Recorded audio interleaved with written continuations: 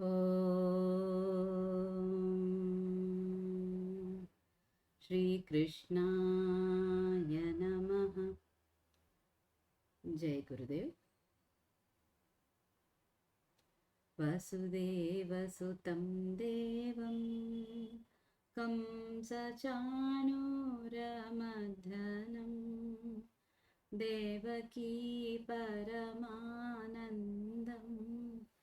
కృష్ణం వందే జగద్గురుం. అతసీ పుష్పసంకాశం హారనూపురశోభితం రత్నకంకణకేయూరం కృష్ణం వందే జగద్గురుం. ఉత్ఫుల్లపద్మపత్రాక్షం నీలజీమూతసన్నిభం యాదవానాం శిరోరత్నం కృష్ణం వందే జగద్గురుం. మందారగంధసంయుక్తం చారుహాసం చతుర్భుజం బరిహి పింఛావచూడాంగం కృష్ణం వందే జగద్గురుం.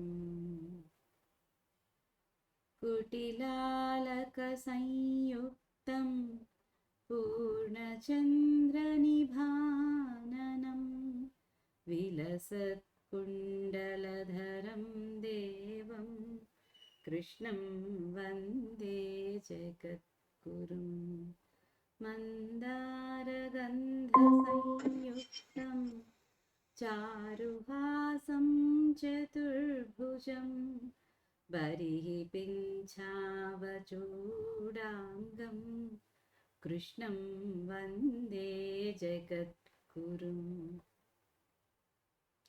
గోపికానాం కుచద్వంద్వ కుంకుమాంకితవక్షసం శ్రీనికేతం మహేశ్వాసం కృష్ణం వందే జగద్గురుం. రుక్మిణీకేళిసంయుక్తం పీతాంబరసుశోభితం అవాప్తతులసీగంధం కృష్ణం వందే జగద్గురుం. శ్రీవత్సాంకం మహారస్కం వనమాలా విరాజితం శంఖచక్రధరం దేవం కృష్ణం వందే జగద్గురుం. కృష్ణాష్టకమిదం పుణ్యం ప్రాతరుద్ధాయ యః పఠేత్ కోటిజన్మకృతం పాపం స్మరణేన వినశ్యతి.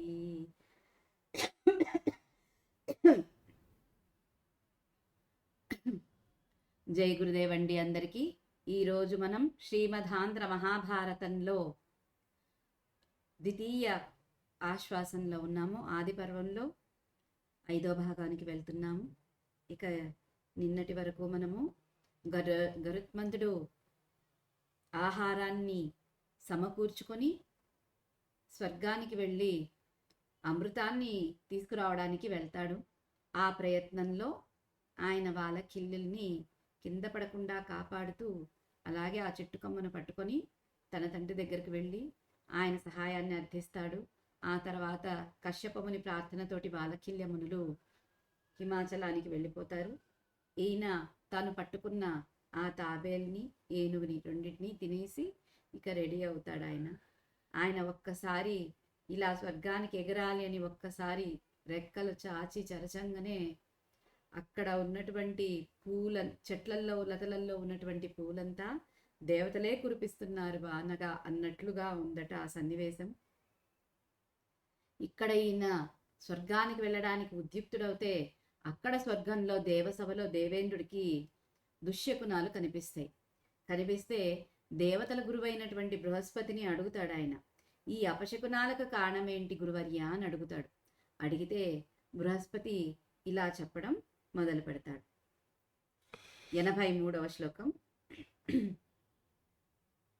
బ్రహ్మణ్యుడగు కశ్యప బ్రహ్మవరమున వినతకు బుట్టిన యనఘమూర్తి వాలకిల్యుల దయవర పక్షికులమున కింద్రుడై పరగిన యుద్ధతేజు ఉధిలోనున్న యత్యుగ్ర నిషాదుల నారంగ బృంగిన ఘోర వీరుడు ఇభ కచ్చపముల రోహిణ శాఖతో నెత్తికొని దివిబరచిన యనిల వేగి వీగి తన తల్లి దాస్యంబు నీగబూని తడయక మృతంబు గొనిపోవ గడగి వచ్చే గామ రూప సంపన్నుండు గామ గమనుడతడు నీకు నసాధ్యుండు శతమఖుండా. తాత్పర్యం. బ్రహ్మజ్ఞానం కలిగిన కశ్యపుడనే ప్రజాపతి వరం వలన వినతకు పుట్టిన పాపరహితుడు ఈ గరుత్మంతుడు. ఇతడు వాలకిల్యులనే మహర్షుల కృపచేత శ్రేష్టమైన పక్షికులానికి రాజుగా ప్రసిద్ధి పొందిన గొప్ప ప్రభావం కలవాడు. సముద్రం లోపల ఉండే మిక్కిలి భయంకరులైన బోయవాళ్లని పూర్తిగా తినివేసిన ఘోరమైన వీరుడు. ఏనుగును తాబేటిని రోహిణ వృక్షపు కొమ్మతో పాటు పట్టుకుని ఆకాశంలో ఎగిరిన వాయువేగం కలవాడు. ఉత్సాహపడి తన తల్లి యొక్క దాసితనాన్ని పోగొట్టడానికి ఆలస్యం చేయకుండా అమృతం తీసుకొని పోవటానికి సాహసించి వచ్చాడు. ఇచ్చ వచ్చిన రూపం ధరించగలిగిన వాడు, ఇచ్చ వచ్చినట్లుగా సంచరించేవాడు. ఓ ఇంద్రుడా, ఈ గరుత్మంతుడు నీకు జయింపరానివాడు. ఇంకా చెప్తున్నారు బృహస్పతుల వారు. అయ్యా దేవేంద్ర, బ్రహ్మజ్ఞానం కలిగినటువంటి కశ్యపుడనే ప్రజాపతి వరంతో పుట్టినటువంటిది వినతకు పుట్టినటువంటి వాడు. ఎలాంటి వాడు? పాపమే లేనటువంటి వాడు ఈ గరుత్మంతుడు.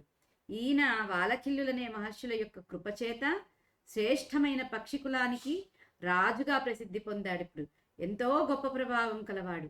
సముద్రం లోపల ఉండే భయంకరులైన బోయవాళ్ళనందరినీ ఒక్కసారిగా తినివేసినటువంటి వీరుడు. ఏనుగును తాబేటిని రోహిణి వృక్షపు కొమ్మతో పాటు పట్టుకొని, ఎంత పెద్ద వృక్షపు కొమ్మది, 100 ఆమడల విస్తీర్ణము పొడవు ఉన్నటువంటి కొమ్మను పట్టుకొని ఈయన నోటితో ఖర్చుకొని కాళ్లతో చక్కగా ఒక కాలుతో తాబేలిని, ఒక కాటితో ఏనుగును పట్టుకొని తిరిగినటువంటి వాడు ఈయన. అలా ఆకాశంలో ఎగిరిన వాయువేగం కలిగినటువంటి వాడు. ఉత్సాహపడ్డాడు. ఏంటి? తన తల్లి యొక్క దాసిత్వాన్ని, తన యొక్క దాసిత్వాన్ని పోగొట్టుకోవటానికి ఆలస్యం చేయకుండా అమృతాన్ని తీసుకోపోవటానికి సాహసం చేసి వచ్చాడు. తనకి ఇష్టమైన రూపం ధరించగలిగినటువంటి వాడు, ఎలాంటి రూపాన్నైనా తీసుకోగలిగినటువంటి వాడు, తనకిష్టం వచ్చేటట్లుగా తిరిగేటువంటి వాడు. ఓ ఇంద్రుడా, ఈ గరుత్మంతుడు నీవు జయింపరానివాడు అని చెప్తాడనమాట. వాలకిల్యుల వృత్తాంతం 84 వచనం. అగ్గరుడని మహాత్మ్యంబు నీవు నెరుంగదు 10 ఎట్ల నినదొల్లి కశ్యప ప్రజాపతి పుత్రార్థి అయి భవత్ప్రభృతులైన దేవగణంబులను వాలకిల్య ప్రముఖులైన మహాముని గణంబులను దనకు సహాయులను గాబడసి పుత్ర కామేష్టి సేయునాడు.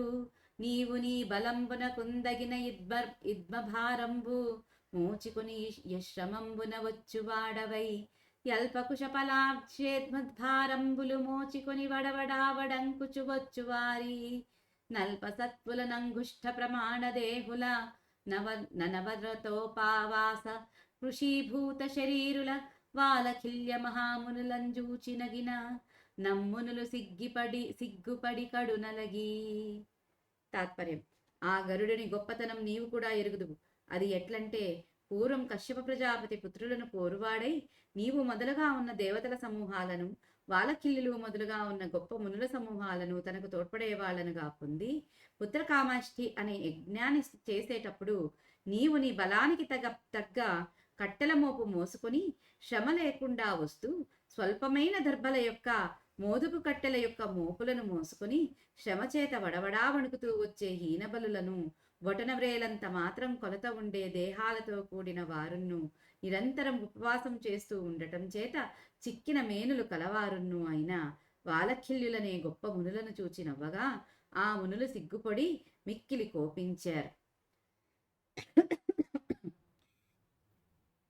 ఇక్కడ తాత్పర్యంలో ఏం చెప్తున్నారు? ఈ గరుడు యొక్క గొప్పతనం నీకు కూడా తెలుసయ్యా. ఎందుకంటావా? పూర్వం కశ్యప ప్రజాపతి కొడుకులను కోరడానికని నీతో పాటు ఉన్నటువంటి దేవతల సమూహాలను, వాలఖ్యులను, ఇక మిగిలిన గొప్ప మునుల సమూహాలను తనకి తోడ్పాటుగా ఉంచుకున్నాడు. ఎందుకు? ఈ పుత్రకామేష్టి యాగం చేయడానికి. ఆ యజ్ఞం చేసేటప్పుడు నువ్వేం చేసావు? నీ బలానికి తగ్గట్లుగా కట్టెలను మోపును మోసుకుని, అంటే సమిధలను యూజ్ చేస్తాం కదా, ఉపయోగిస్తాం కదా, ఆ సమిధలను మోసుకొని శ్రమ లేకుండా అనాయాసంగా నువ్వు నడుస్తూ వస్తుంటే స్వల్పమైనటువంటి దర్భల్ని, మోదుగు కట్టెల యొక్క మోపులను మోసుకొని ఎంతో శ్రమ చేత వడవడా వణుకుతూ వస్తున్నారు. తక్కువ బలం ఉండేటువంటి ఆ బ్రొటన వేలంత సైజ్ అనమాట. అంటే ఆకారం ఎంత ఉంటుంది? అంగుష్ట మాత్రం అంటారు. అంటే బొటన వేలంత సైజులో మాత్రమే ఈ వాలకిల్య మునులు ఉంటారు.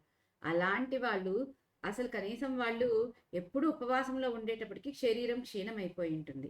అలాంటి గొప్ప మునులు చిక్కిన శరీరాలతో వాళ్ళు అయినా సరే తమకు చేత కాకపోయినా సరే అని చెప్పి సహాయం చేయాలి అనే ఉద్దేశంతో ఎవరు? ఈ కశ్యప ప్రజాపతి ఈ దేవేంద్రుడికి తండ్రే కదా, నీ తండ్రికి పుత్రుడు కావాలి అనే పుత్రకామేష్టి యాగంలోకి మళ్ళీ ఈయన వీళ్ళందరూ సహాయపడడానికి వచ్చారు. అలాంటి వాళ్ళు చిన్నగా ఉన్నారు. ఇలాంటి వాళ్ళు దర్భలు మోస్తూ మోదుగు కట్టెలు మోస్తూ వస్తుంటే ఆ శ్రమతో వణుకుతూ ఉంటే వాళ్ళ శరీరాలు నువ్వు నవ్వావు ఆ మునులను చూచి. అప్పుడు ఆ మునులు సిగ్గుపడ్డారు, కోపం చెందారు. 85 పద్యం. రణ విజయుడనల తేజుండని మాది గుణాఢుడతితుడయ్యడు, వీరాగ్రన్ శతమకు కంటెను శతగుణ వీర్యుండైన పుత్రకుండజితుండై.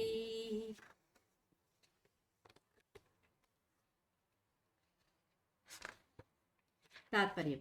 యుద్ధంలో ఎప్పుడూ విజయం పొందేవాడును, అగ్ని యొక్క ప్రకాశం కలవాడును, అణిమాది గుణాల సంపద కలవాడును, వీరులలో అగ్రభాగాన ఉండేవాడును, ఇంద్రుడి కంటే 100 రెట్లు బలం కలవాడును ఆయన కుమారుడు జయింపరాని వాడై పుట్టగలడు. ఇక ఇక్కడ ఈ తాత్పర్యంలో చెప్తున్నారు. ఎవరు? ఈ వాలకిల్య మునులు చెప్తున్నారనమాట. యుద్ధంలో ఎప్పుడు వచ్చినా కూడా ఎవరిది విజయం ఉంటుంది? ఆ పుట్టినటువంటి వాడిదే విజయం అయి ఉంటుంది. అగ్ని యొక్క ప్రకాశం, అగ్ని లాంటి ప్రకాశం కలిగినటువంటి వాడు, అణిమాది గుణాల యొక్క సంపద కలిగిన వాడు, వీరులలో అగ్రభాగాన్ని అందరికంటే ముందు ఉండేవాడు, ఇంద్రుడి కంటే కూడా 100 రెట్లు బలం కలవాడు అయినటువంటి కొడుకు నీకు ఎవరికీ జయింపరాని వాడై పుట్టగలడు అని వీళ్ళు వరమిస్తారు కశ్యప ప్రజాపతికి.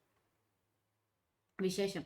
అణిమ మహిమ గరిమ లఘిమ ప్రాప్తి ప్రాకామ్యం ఈషిత్వం వశిత్వం అనేవి అష్టసిద్ధులు. వచనం 86. వాడు 2వ ఇంద్రుండయ్యడుమని మహావీర్యవంతంబులైన మంత్రంబుల వేల్చుచున్నంత నంతయు నెరింగి నీవు కశ్యపు పాలికింబోయి నాకుంగరునింపుండని వారిం ప్రార్థించిన కశ్యప ప్రజాపతి యమ్మునులకిట్లనియే. తాత్పర్యం. ఆ పుట్టేవాడు 2వ ఇంద్రుడగుగాక అని గొప్ప శక్తి గల మంత్రాలతో అగ్నిలో హోమం చేస్తుండగా ఈ విషయమంతా తెలుసుకొని నీవు కశ్యపుని చెంతకు వెళ్ళి నన్ను దయచూడండని వారిని వేడగా కశ్యప బ్రహ్మ ఆ వాలిఖ్యులతో ఇలా చెప్పాడు. ఇక వాళ్ళు ఏం చెప్పారు? అంతటితో ఊరుకోలేదు. ఆ పుట్టేవాడు 2వ ఇంద్రుడవుతాడు అని గొప్ప శక్తి గల మంత్రాలతో వాళ్ళు అగ్నితో హోమం చేస్తుంటే ఈ విషయాన్నంతా తెలుసుకొని నువ్వు కశ్యపుడి దగ్గరకు వెళ్ళిపోయి నన్ను దయచూడమని ఆయన్ని వేడుకునేటప్పటికీ కశ్యప బ్రహ్మ వాలఖ్యులతో ఇలా అన్నాడట. 87. ఉండుని తండు పద్మజు నియోగమునం ద్రిజగంబులందు నింద్రుండై భూతరాశిదన దౌర్బల శక్తి గడంగిగాచుచున్ 2వ ఇంద్రుడైన విపరీతమగున్ భువన ప్రవృత్తి మీ 2 విధంబు సేయుటిది యుక్తమే బ్రహ్మనియుక్తియుండగన్. తాత్పర్యం.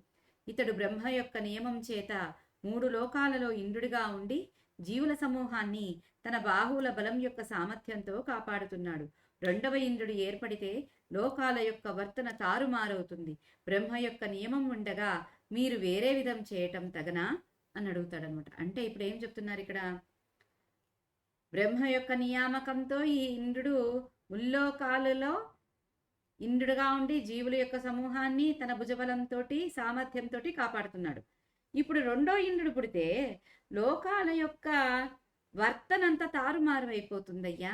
బ్రహ్మ యొక్క నియమం ఇలా ఉంటే మీరు వేరే రకంగా చేయటం తగునా? అసలు సరిపోదు కదా అని చెప్పి అంటాడనమాట కశ్యప ప్రజాపతి. వచనం 88. మీ వచనం భమోఘంబుగావుననింక నాకునుద్భవిల్లెడు పుత్రుండు పక్షి కులంబునకెల్ల నింద్రుండయ్యడుమని కశ్యపుండు వారల నొడంబరిచి నీ ఇంద్రత్వం వేకాధిష్ఠితంబు చేసే నట్టి కశ్యప ప్రజాపతి యజ్ఞ మహిమను వాలఖిల్యుల తపోమహిమను వినత కుంబుట్టి విహగేంద్రుండైన యాగరుండిప్పుడు అమృతహరణార్థం బరగుదెంచుటంజేసి స్వర్గలోకంబున మహోత్పాతంబులు బుట్టెనని సురపతికి బృహస్పతి చెప్పిన విని ఇంద్రుండమృత రక్షకుల నెల్ల రావించి మీరలతి ప్రయత్నంబున అమృతంబు రక్షించుకొని ఉండుందని పంచిన వల్లయని. తాత్పర్యం: మీ వాక్కు వ్యర్థం కాదు, కావున ఇంక నాకు పుట్టబోయే కొడుకు పక్షిజాతికి అంతకు ఇంద్రుడు అవునుగాక అని కశ్యపుడు వాలకిల్యులను అంగీకరింపచేసి నీ ఇంద్ర పదవి ఒక్కడి చేతనే అధిష్ఠప్తం అయ్యేటట్లు చేశాడు. అట్టి కశ్యప బ్రహ్మ పుత్రకామేష్టి మహత్వం చేతను వాలకిల్యుల తపస్సు యొక్క మహాత్మ్యం చేతను జన్మించి పక్షులకు రాజైన ఆ గరుడు ఇప్పుడు అమృతాన్ని కొనుపోవటం వరకు రావటం చేత స్వర్గలోకంలో గొప్ప దుశ్శకునాలు కలిగాయి అని బృహస్పతి దేవేంద్రుడికి చెప్పగా విని ఇంద్రుడు అమృతాన్ని రక్షించే వారిని అందరినీ రప్పించి మిక్కిలి ప్రయత్నంతో అమృతాన్ని కాపాడుతూ ఉండండని పంపగా వారు అట్లే అని. ఇక చెప్తున్నారు బృహస్పతి. ఏం చెప్తున్నారు? బృహస్పతి కాదు, కశ్యప ప్రజాపతి చెప్తున్నారు, వాలకిల్లులారా, మీ వాక్కు వ్యర్థం కాదు, కాబట్టి నాకు ఇక ముందు పుట్టపోయే ఆ కొడుకు పక్షిజాతికి అంతటికీ రాజు అవుతాడు, ఇంద్రుడవుతాడు అని చెప్తాడు. అలాగ చెప్పి వాలఖ్యుల్ని అంగీకరింపచేస్తాడనమాట. అంగీకరింపచేసి నీ అంద్ర పదవి నీ ఒక్కడి చేతనే అధిష్ఠితం అయ్యేటట్లు చేశాడయ్యా మీ నాన్నగారైన కశ్యప ప్రజాపతి అని చెప్తాడు. అలాంటి కశ్యప బ్రహ్మ పుత్రకామేష్టి మహత్యం చేతను వాలఖిల్యుల యొక్క తపస్సుల యొక్క మహాత్మ్యం చేతను వినతకు పక్షిరాజైన గరుడు పుట్టాడు. ఆ పక్షిరాజు ఇప్పుడు నీ అమృతాన్ని తీసుకుపోవడానికి వస్తున్నాడు. అందుకే స్వర్గంలో గొప్ప అపశకునాలు కలిగాయి అని బృహస్పతి దేవేంద్రుడికి చెబితే అప్పుడు దేవేంద్రుడు అమృతాన్ని రక్షించే వాళ్ళందరినీ పిలిచి, ఇదిగో మిక్కిలి ఎక్కువ ప్రయత్నంతో అమృతాన్ని కాపాడండి అయ్యా అని వాళ్ళకి ముందే హెచ్చర చేసి పంపిస్తాడనమాట. వాళ్ళు సరేనంటారు. విశేషం: ఎడున్ మరియు అని 7 తలధృతానికి అచ్చుపరమయ్యేటప్పుడు మకారం ఆదేశం అవుతుంది ఎడుమని.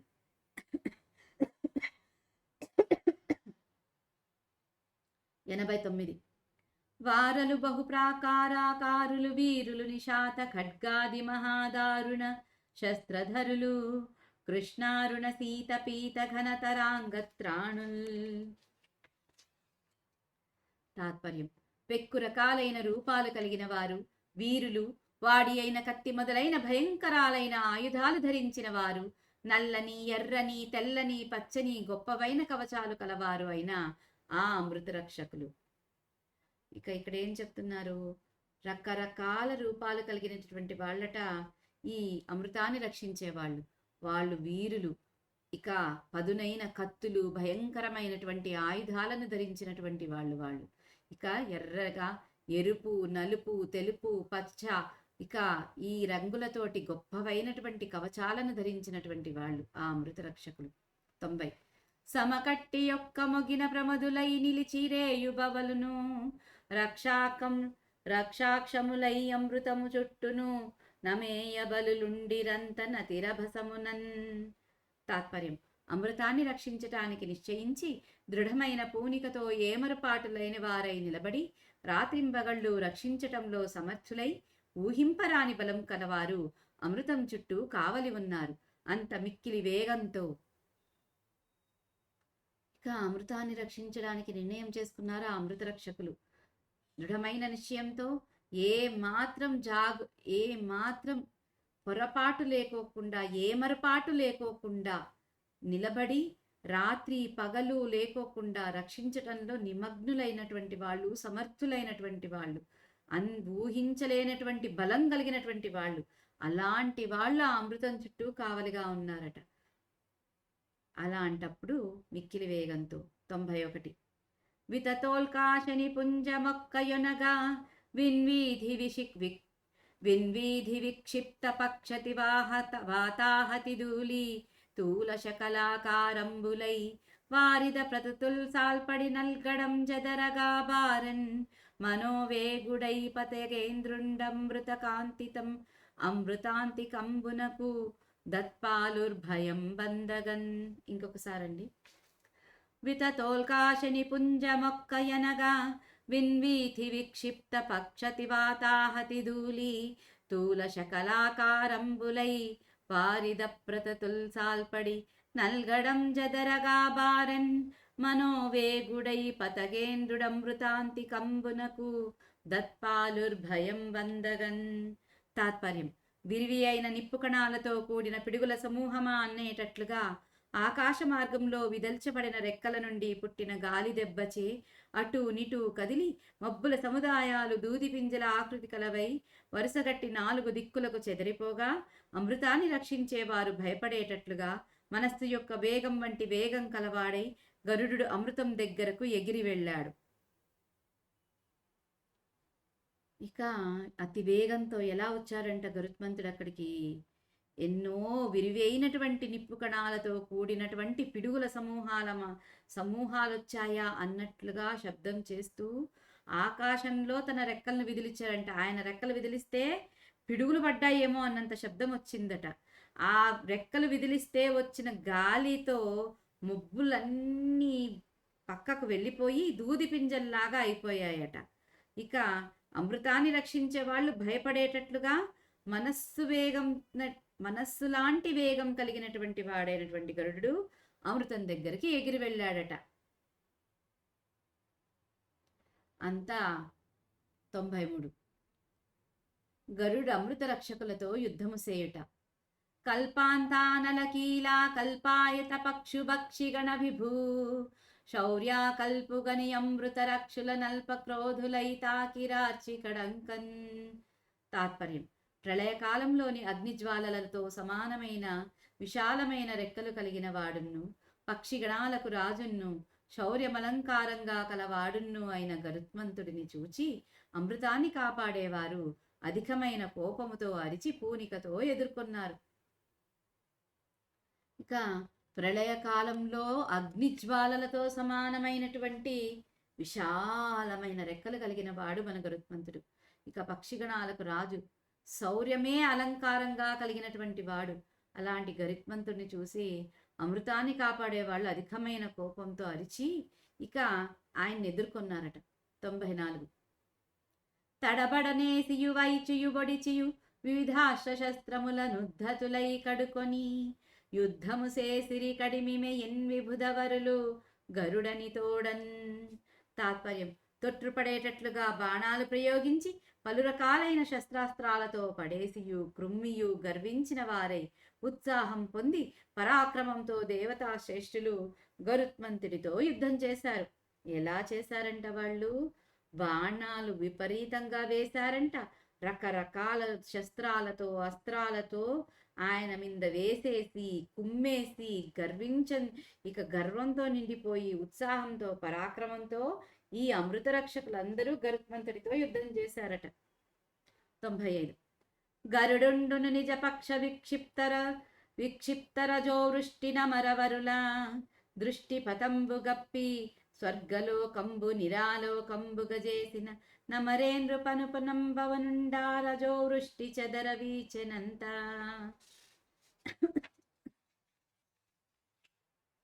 తాత్పర్యం: గరుడు తన రెక్కల చేత చిమ్మపడిన ధూళి వర్షం చేత దేవతాశ్రేష్ఠుల దృష్టి మార్గాన్ని కప్పి స్వర్గలోకాన్ని వెలుతురులేని దానినిగా చేయగా ఇంద్రుడు ఆజ్ఞ చేత వాయువు ఆ దుమ్ముబాన చెదిరిపోయేటట్లుగా విసిరాడు. ఇక గరుడాళ్వారు ఏం చేస్తాడు? తన రెక్కలతోటి మొత్తం దుమ్మునంతా వర్షంలాగా స్వర్గలోకమంతా నింపేస్తాడు. ఇక ఆ దుమ్ముతోటి వెలుతురు కనిపించకుండా అయిపోతుంది. ఇంకప్పుడు ఇంద్రుడు ఆజ్ఞ చేస్తాడనమాట వాయుదేవుడికి, వాయుదేవా ఈ దుమ్మునంతా నువ్వు చెరిపేసేయండంగానే వాయువు ఆ దుమ్ము వాన చెదిరిపోయేటట్లుగా వీస్తాడనమాట. 96 పరశుకులిశకుంత ప్రాసబాణాసనోద్యత్వరిగ గణ కణప చక్ర ప్రస్ఫురద్బాహు సేనా పరివృతుడైతాకెన్ భోమనుండన్ మహాకింకరుడు సమరకేళీ గర్వితున్వైన తేయున్. తాత్పర్యం: గొడ్డలి, వజ్రము, బల్లెము, ఈట, విల్లు, ఎత్తబడిన బాణం, కణపం, చక్రం అనే వాటితో ప్రకాశిస్తున్న చేతులు కలిగిన సైన్యంతో చుట్టబడిన వాడై భౌమనుడనే గొప్ప సేవకుడు యుద్ధమనే క్రీడలో మదించిన గరుత్మంతుడిని ఎదుర్కొన్నాడు. ఇకేంటి, ఈ భౌమనుడనే గొప్ప దేవతాశ్రేష్ఠుడు ఏం చేశాడట? ఈయన చేతుల్లో గొడ్డలి, వజ్రము, బల్లెము, ఈటె, విల్లు, ఇక బాణము, కణపము, చక్రము, ఇక వీటన్ని ఆయుధాలతో ఆయన చేతులలో నింపేసుకుని చుట్టూ సైన్యాన్ని వేసుకుని ఇక యుద్ధ క్రీడలో మదించిన ఏనుగులాగా ఉన్న గరుత్మంతుడిని ఎదుర్కొన్నాడట. 97 బలవత్ఖగేంద్ర కోపానల భస్మీభూతుడై క్షణంబున వాడున్ బలమరికెక్రాగను దగ్రజ్వలన జ్వాలావలీఢ శులభ మపోలెన్.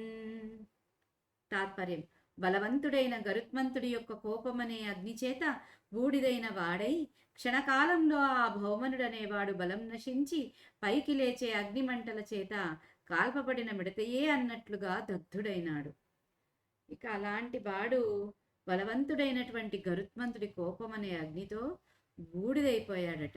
క్షణకాలంలో బలం నశించి పైకి లేచే అగ్నిమంటల చేత కాల్పబడిన మిడతలాగా ఆయన కాలిపోయాడట. 98 పక్షుతుండాగ్ర నఖక్షత దేహులై బోరన నవరక్తధార లొలుక విహగేంద్రునకు నోడి నిహతులై సురవరుల్ సురరాజు మరవు సొచ్చిరి కలంగి సాధ్యుల నాయస సాధ్యులై పారిరి పూర్వాభిముఖులై గర్వముడిగి వసువులు రుద్రులు వసుహీన విప్రుల క్రియ దక్షిణాశ్రితులైరి భీతివందియ పరదిక్కు బొందిరాదిత్యులు అశ్వినులు నుత్తరమున కొనరబరచి రణవరుణ పవన ధనదయ యమాసురుల్ పీకదరిగి కాంది శీకులైరి. తాత్పర్యం: గరుడి రెక్కలచే, ముక్కుకొనచే, గోళ్లచే దెబ్బతిన్న శరీరం కలవారై బోరుమని నెత్తుటి ధారలు కారుతుండగా గరుత్మంతుడి చేత జయింపబడి హింసించబడి దేవతాశ్రేష్ఠులు ఇంద్రుడి చాటుకు చేరారు. సాధ్యులనే దేవతాగణం శ్రమ లేకుండా జయింపబడిన వారై గర్వం విడిచి తూర్పు దిక్కుకు పారిపోయారు. వసువులు, రుద్రులు సంపదలేని బ్రాహ్మణుల వలె దక్షిణ దిక్కును ఆశ్రయించారు. 12 సూర్యులు కలత చెంది పడమటి దిక్కును పొందారు. అశ్విని దేవతలు ఉత్తర దిక్కుకు పోయారు. అగ్ని, వరుణుడు, వాయువు, కుబేరుడు, యముడు, అసురుడైన నైరుతి అనే దిక్పాలురు దిక్కు తెలియక పారిపోయారు.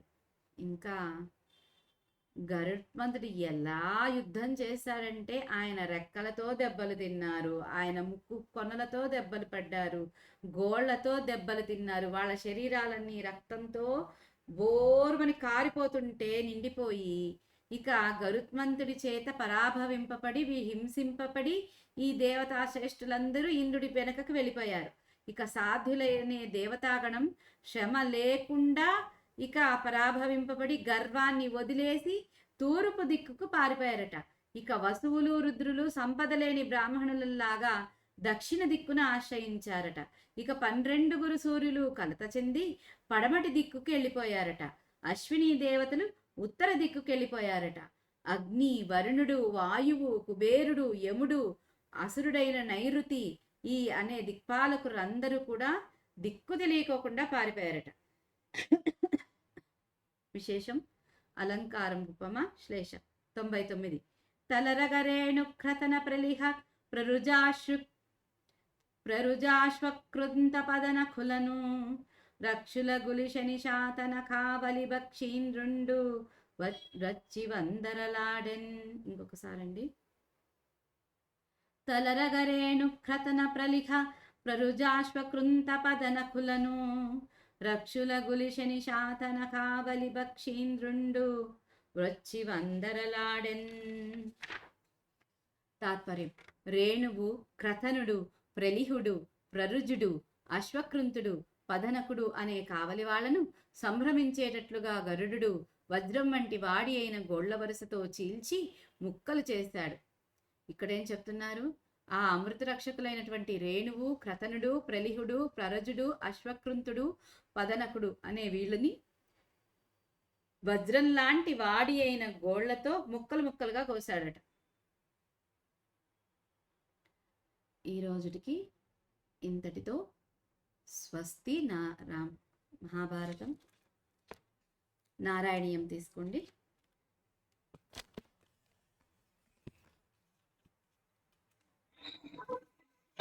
49వ దశకము 5-6 శ్లోకాలు.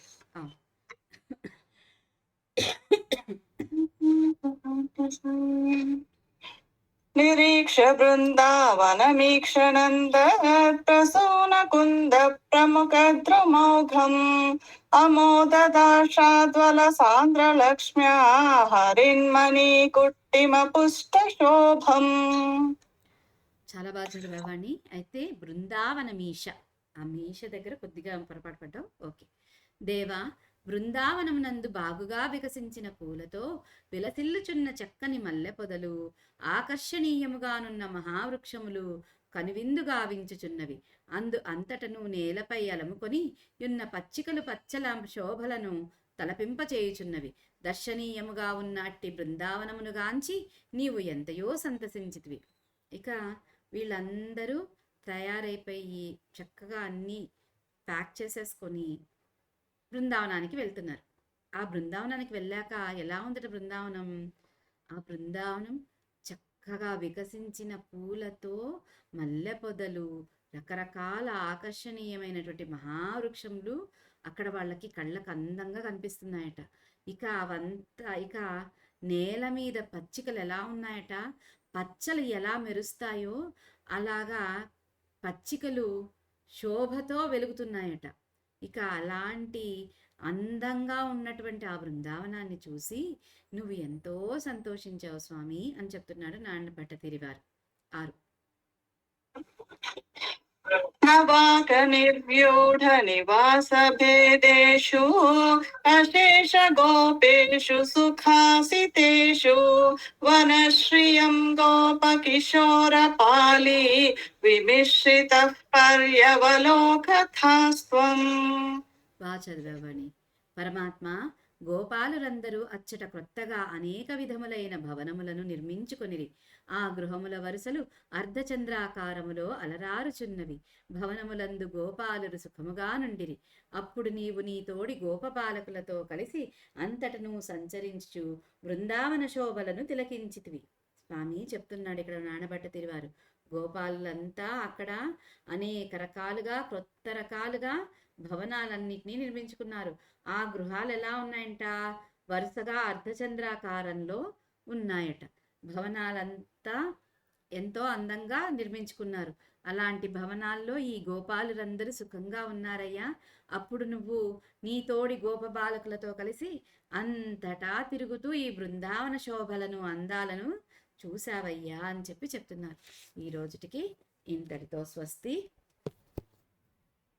ఓం శ్రీకృష్ణాయ నమః. జై గురుదేవ్. యదక్షరపదభ్రష్టం మాత్రాహీనం తు యద్భవేత్ తత్సర్వం క్షమ్యతాం దేవ నారాయణ నమోస్తుతే. విసర్గబిందుమాత్రాణి పదపాదాక్షరాణి చ న్యూనాని చాతిరిక్తాని క్షమస్వ పురుషోత్తమ. అన్యథా శరణం నాస్తి త్వమేవ శరణం మమ.